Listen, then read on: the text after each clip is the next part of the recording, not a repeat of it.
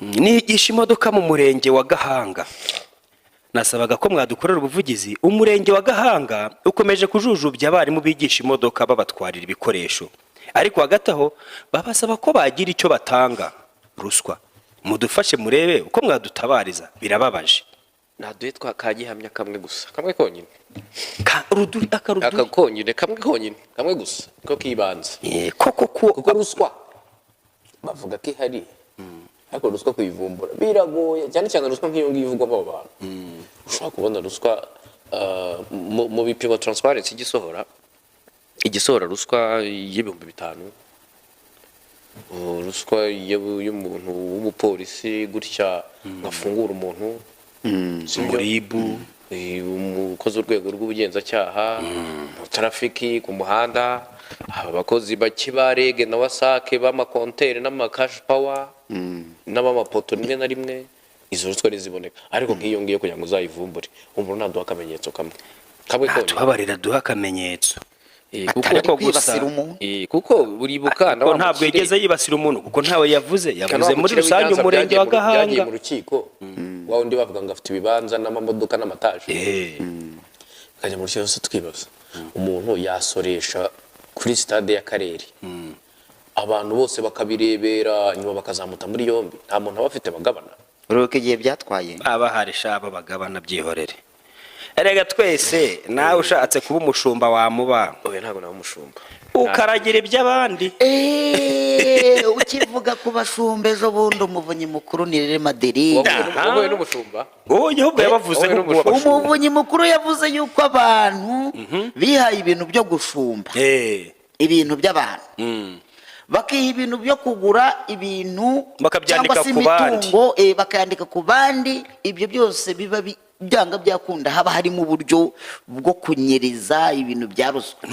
Bityo rero ngo haje itegeko rishya, urumva rivuga yuko ngo ikintu bizajya bigaragara ko umutungo waguzwe muri ruswa. Ruswa se bazajya bayibwirwa n'iki?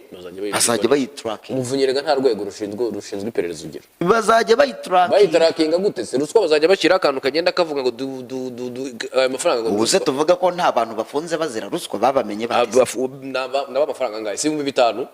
Wari wabana wa ruswa miliyoni 10. Niyeza ndonye bose. Wari se wagura umutungo wa miliyoni 15 ari ruswa. Reka ibintu tubiganire kinyamwuga neza.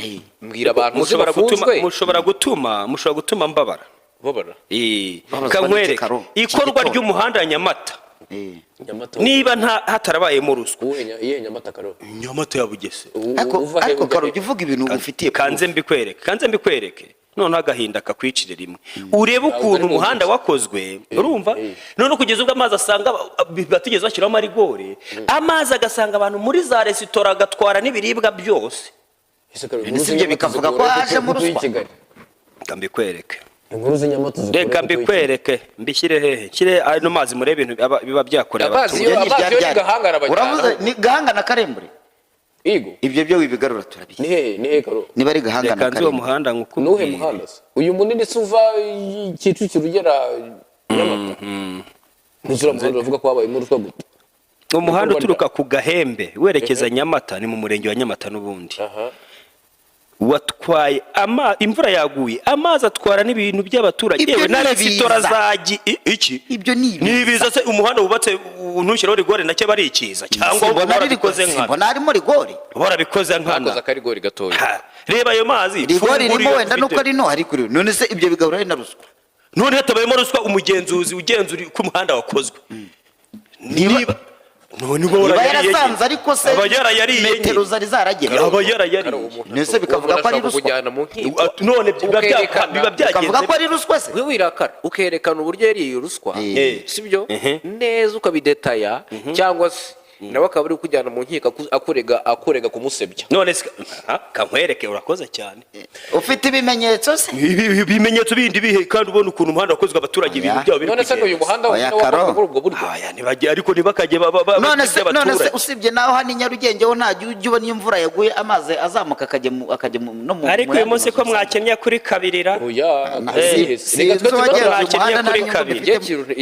Ikintu ntemera. Ni gute uyu muhanda abantu bawugenzura bakavuga ngo umuhanda wujuje ibisa usabwa ngo wakozwe neza barangiza bakagenda. niwo wa mbere se Urakoye abo ngabo nibo ndi kuvuga. abo ni bande ariko ubutumwa bwarangiye dukomeze no mu zindi nkuru. Reka kwereke iyo nkuru extensive mudushakira umuntu wakoze umuhanda. Sawa. wowe uzashaka ibimenyetso ukore exclusive Ntacyo bitwaye. wowe uzashaka ibimenyetso undi ukora inkuru iri investigate naho reka nkwereke Dukore ubutumwa bwa nyuma. ngo ibintu ngo muri ruswa so ngo mu butumwa bwa nyuma byaguzwe tujye no mu zindi nkuru. kugira ngo uzabimenye bizasaba ko bazajya bashyira agacipsi kakagenda kavuga agacipu nako Kayira baba ngo ruswa. kakagenda kasakuza kavuga ati amafaranga ni ruswa ubundi byemezwa ko umuntu Ariko yatanze shata ruswa koko. ari uko yafatiwe mu cyuho cyangwa inzego z'iperereza zabigaragaje. Byihorere.